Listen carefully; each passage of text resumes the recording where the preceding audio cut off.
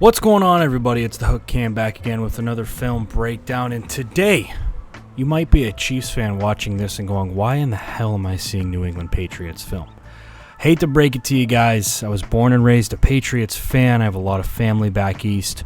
Not only that, but I did in fact go to the same high school as one Tom Brady, and obviously there are some ties there to where my heart is in New England. I do love the Patriots. Now, I think it should also be stated I love good football, which is why I also love the Chiefs. I understand that there's a fandom, but I like to think that my football prowess goes a little bit farther than just what city they're from or who's on the team. To be honest, I just enjoy watching good football. That's why I like watching the Chiefs. That's why I like watching the Patriots. Now, obviously, I do have some fandom for New England, and if you guys haven't noticed, New England's lost a few pieces from last year coming to this year, notably 12, Tom Brady. Dante Hightower opted out for this year. Kyle Van Noy signed somewhere else, as does Danny Shelton, as does Jamie Collins. The list goes on and on. Now, there is a very, very popular trade of thought that's going about social media pages in the sense of the New England Patriots will not be good next year. And to be honest with you, I just cannot get on board with that, and for a number of reasons. And this has been something that's been weighing heavy on me for the last couple of weeks, and I just haven't had the time to make a video. But today I decided to do it because the season is right around the corner. Now, before I dive in to why I believe the New England Patriots will still be good and can still make a run and could still possibly go to the AFC Championship game, before I go through all that, if you could hit that like button, hit that subscribe button, that would mean the world to me, as well as to Jackson Kruger Sports. We all know how hard that kid works. He's a phenomenal human being. Kid, I think he's older than I am. We all know how hard that guy works. Phenomenal person. Go ahead, hit that like button, hit that subscribe button on his content. I'm sure this video will end up on his channel as well. Now, with all of that being said, let's dive into why I think the New England Patriots will still be a contender next year. First things first, we have to understand not necessarily as much as the film and what that says to us, but we have to understand that I really do believe that Belichick went through last offseason and he kept the leadership intact, right? He kept Devin McCourty, he kept Matthew Slater. Obviously, Dante Hightower wasn't going anywhere, but he opts out for this year. I think that he did a really good job of keeping the core pieces of that team, aside from Tom Brady, in that locker room. And he did a good job of keeping the Joe Toonies. David Andrews coming back, right? We have a lot of big pieces that are staying in place.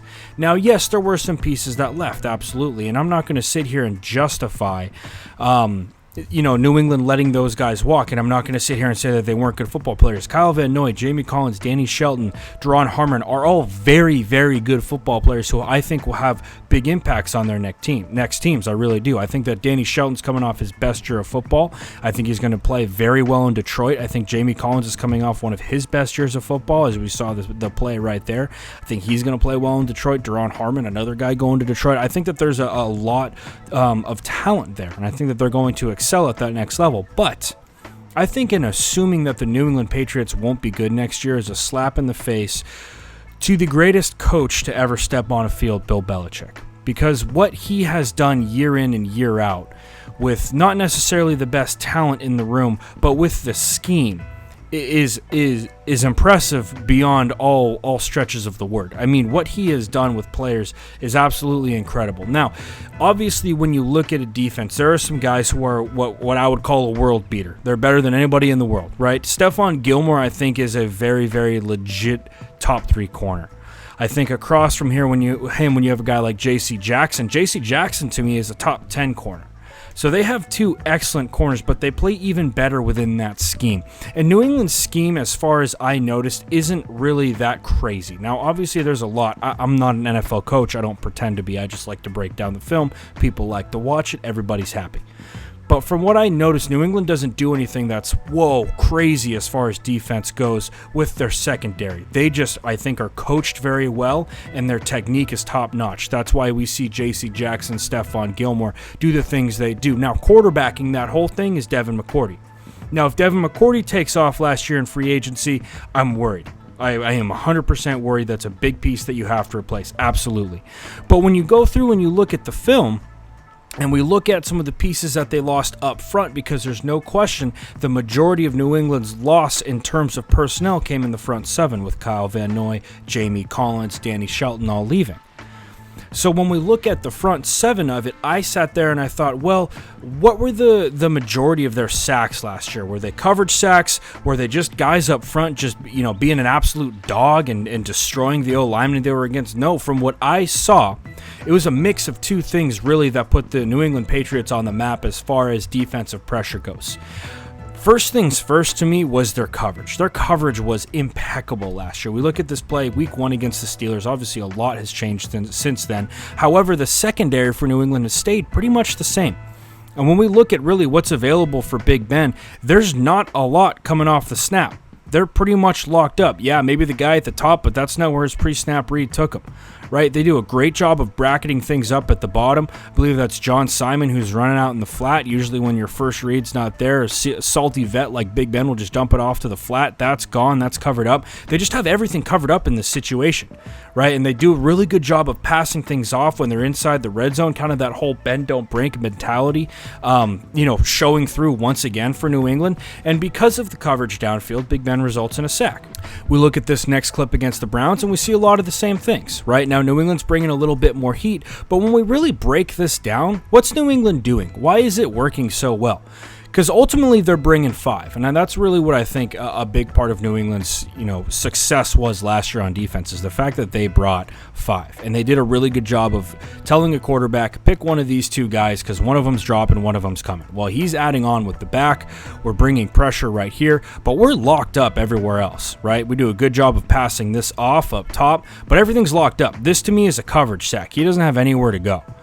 Right, so, and again, when people start to say New England's not going to be good, they're not going to be a good football team, they won't make the and I'm not saying, they're going to go AFC Championship game and put up a run. No, I'm not saying that. But thinking New England isn't still the front runner to win the AFC East, in my eyes, is foolish. I just don't see any other reason to think otherwise. Yes, they lost a lot up front, 100%, but we look at situations like this with Deshaun Watson, right? And this is a game that New England lost against, but I still think that their defense played well, and we look at this sack. When we look at this thing from the sideline view, we're locked up downfield. Once again, we're just running straight man across the board. Right, but they do such a good job with it. They do a good job of passing things off. Your middle of the field guy right here, if you're looking at this saying, well, why isn't he throwing to that guy underneath on the mesh? It's because we got this cat in the middle of the field and we're bringing heat right now with Dante Hightower.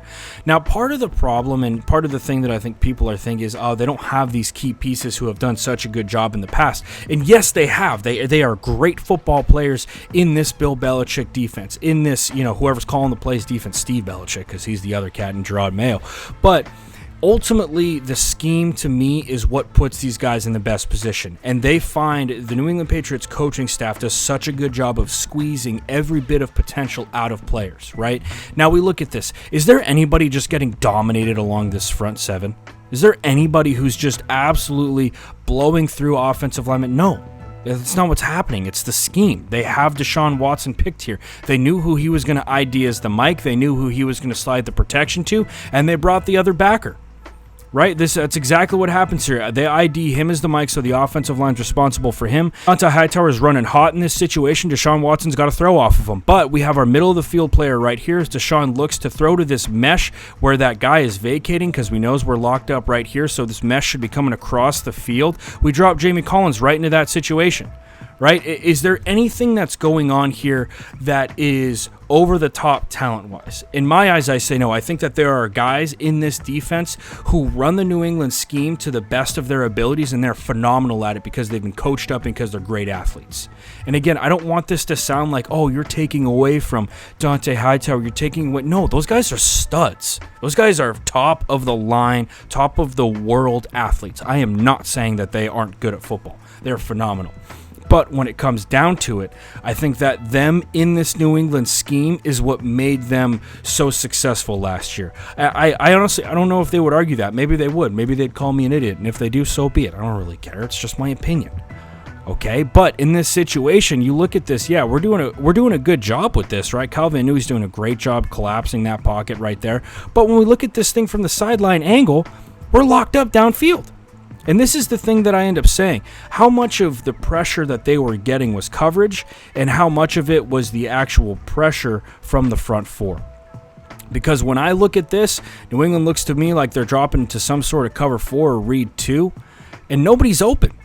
The flats aren't there, right? Yeah, you could try and hammer the flat, but Deshaun Watson's in no position to do that. Sorry, the film's a little fuzzy, but he's got nowhere to go with this rock, right? Which is ultimately why it ends up in a sack. Now, this brings me to my next clip against the Kansas City Chiefs, and they just do a good job of getting everything covered up, man. And this is the thing, that to me, it's not the fact that they have just an absolute freak on the defensive line. It's not like you have a guy like Aaron Donald who can beat at you. You can't block Aaron Donald one-on-one because he's going to win. They just have guys who fit into the scheme that they run, and they're coached up so damn well, and they know what this offensive game plan is going to be. And it's not like every other NFL team doesn't do this. I just think New England does it the best. We look at this, obviously Kansas City trying to run a play action and take a shot with this. We're running deep downfield with our number 1 or 2 on that side. We got that bracketed, boom, so we're taking that away from Pat. We know that's where he's going first, right? We man underneath with this because they know Stephon Gilmore's going to be able to run stride for stride downfield, and we know that that's a tough throw. Not that 15 can't make it. What I think is really special about this coverage is Devin McCourty here at the bottom, okay? Because as we're working here, it looks to me like he's working flat, and then he's turning back into this play to see who's coming on this crosser. Because we know, right, it usually goes high-low with this read. We're reading high to low with this, and Devin McCourty's right there to lurk and pick this thing off, which is why they end up in the sack. So again, there's a couple more clips in this, but I've rambled on long enough, and I think that my point has been made.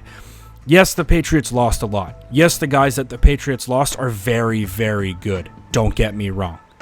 But ultimately, their scheme and their secondary stayed the same. And I think that's what's the most important thing. And when we look at some of these throws from Pat Mahomes, when we look at some of these throws, I have another one in here later from Josh Allen, it's not like the pocket is collapsing. We look at this throw from Pat here. This pocket isn't collapsing. He's got time to throw it. It's just underthrown. Because the coverage is there, because we're over the top, right? We're over the top and we're underneath with J.C. Jackson. We look at another throw here from Josh Allen. The pocket's clean. There's nobody around Josh Allen in this clip. So when I look at the guys on the front 7 that New England's lost, is it a big deal? Absolutely. Has New England lost players like that before? Absolutely. New England has lost Richard Seymour's. They've lost absolute stud Willie McGinnis, Mike Vrabel. They've lost those guys and still been able to play competitive football because their scheme and their coaching has done such a good job of adapting to whichever player and personnel that they have in there. There's nobody around Josh Allen in this. There's nobody, right? And we got Danny Shelton, we got Jamie Collins, we got all these cats on the field who they lost. And once again, I don't want this to sound like I'm saying these guys aren't good, because they are. But the scheme stays the same, and so does the secondary. New England kept what needed to be in place. Devin McCourty got smoked on that. New England kept what needed to be in place in order to have a successful 2020. Now, for the offense, I don't know what that's going to look like. I'm going to be honest. I don't know. I think that offense is going to be revved up and ready to go, though. Cam Newton is an absolute freak of nature when it comes to athletic ability. They kept their running backs. They kept their offensive line. No Marcus Cannon. We got to see how that plays out. There's definitely a question mark at right tackle. But with that being said, I do think that they have the ability to really turn some heads offensively this year, just because of the athletic ability of Cam Newton and the mind of Josh McDaniels and what those two can do together. So anyway, guys, that's my video today on why the New England Patriots will still be good next year. I know that I rambled a little bit. If you're a Chiefs fan, don't spread the hate. Don't spread the hate. And if you're a Pats fan, don't spread the hate, right? It's football, man. At the end of the day, you just love watching football. You love watching your guys compete. If your team loses, your team loses. Whatever, man. Chiefs fans, you guys just won a Super Bowl. It'll be okay. Pats fans, won 6 of them. Everything's going to be all right, guys. Don't spread the hate to each other. Just understand it's a beautiful game. We're lucky to be able to watch it this year. Be happy about that. Now, with that being said, if you could hit that like button, hit that subscribe button, one more reminder. And hope everybody's staying safe, washing those hands. I got a lot more content coming for you guys. So that's all I got for you guys today. Stay safe, wash those hands. I'll see you guys next time.